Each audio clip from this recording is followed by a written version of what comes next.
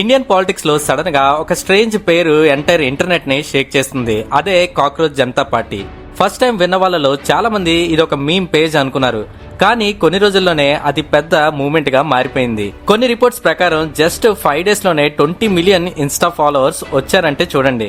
Instagram, X, YouTube, Reddit ఎక్కడ చూసినా cockroach Janata party memes, edit, స్లోగన్సే ఇప్పుడు వైరల్ అవుతున్నాయి.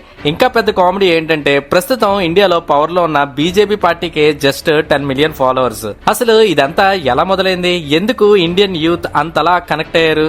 స్టోరీ యాక్చువల్ గా సుప్రీంకోర్టు హియరింగ్ కాంట్రవర్సీ తర్వాత ఎక్స్ప్లోడ్ అయింది. కొన్ని రిపోర్ట్స్ ప్రకారం సుప్రీంకోర్టు జడ్జి ఒకరు కోర్టు హియరింగ్ లో పారాసైట్ సిస్టమ్స్ ని అటాక్ చేస్తున్నాయని మాట్లాడుతూ జాబ్స్ లేని కొంతమంది యూత్ ని కాక్రోచెస్ అంటే బొద్దింకలతో కంపేర్ చేసి మాట్లాడిన మాటలు వైరల్ అయ్యాయి. ఆ జడ్జి చెప్పిన ఒక లైన్ సోషల్ మీడియాని వైల్డ్ ఫైర్ లాగా అంటించేసింది.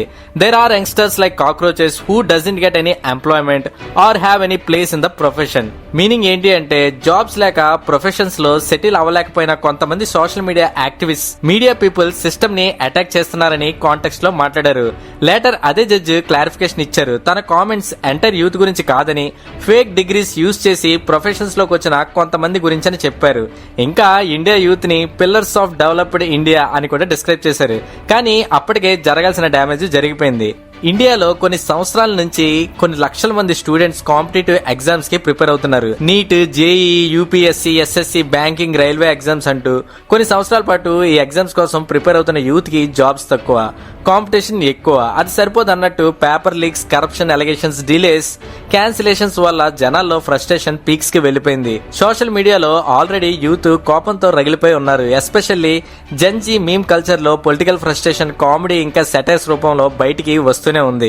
సిస్టమ్ మనల్ని కాక్రోచెస్ లా ట్రీట్ చేస్తున్నారు అని ఫీల్ అయ్యారు. దీన్ని మీమ్స్ గా మార్చారు. అవును, మేం బొజ్జింకలం, మేం సర్వే అవుతాం, సిస్టమ్ ఎలా క్రష్ చేయాలనుకున్నా మేం సర్వే అవుతామని.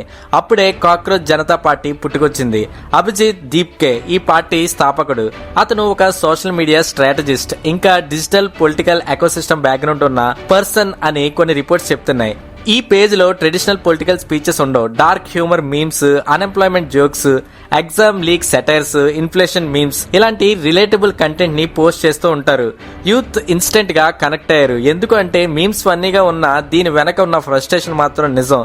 అందుకే కొన్ని పోస్ట్ కే కొన్ని లక్షల మంది ఫాలో అవడం మొదలు పెట్టారు. ఇండియాలో కోట్ల మంది స్టూడెంట్స్ ఇయర్ కొద్దీ ప్రిపేర్ అయినా కూడా జాబ్స్ రాకపోవడం కామన్ ప్రాబ్లం అయిపోయింది. Competitive exams pressure mental health ని ఎఫెక్ట్ చేస్తుంది. పేపర్ లీక్స్ ట్రస్ట్ ని డ్యామేజ్ చేస్తున్నాయి. కాక్రోచ్ జనతా పార్టీ ఆ కలెక్టివ్ ఫ్రస్ట్రేషన్ ని మీమ్స్ లాంగ్వేజ్ లో ఎక్స్ప్రెస్ చేయడం మొదలు పెట్టింది. మీడియా ఛానల్స్ కూడా ఇప్పుడు ఈ విషయాన్ని సీరియస్ గా కవర్ చేయడం స్టార్ట్ చేశాయి. ఈ మూవ్మెంట్స్ ఓన్లీ ఆన్లైన్ వరకే పరిమితం కాలేదు. కొన్ని సిటీస్ లో సింబాలిక్ ప్రొటెస్ట్ కూడా జరిగాయి. కొంతమంది కాక్రోచ్ కాస్ట్యూమ్స్ వేసుకుని రీల్స్ చేశారు. Meme rallies, online campaign, digital protest trend అవుతున్నాయి. ఇప్పటికైనా మా కోసం మాట్లాడడానికి ఎవరో ఒకరు ఉన్నారు అని యూత్ గట్టిగా ఫీల్ అవుతుంది. చూద్దాం ఇది ఎంతవరకు వెళ్తుందో. అలాగే పొలిటికల్ పార్టీస్ ఈ విషయం మీద ఎలా రియాక్ట్ అవుతాయో. మీరేమనుకుంటున్నారు? ఈ రెవల్యూషన్ కరెక్టేనా? దీని వల్ల ఏమైనా ఉపయోగం ఉందా?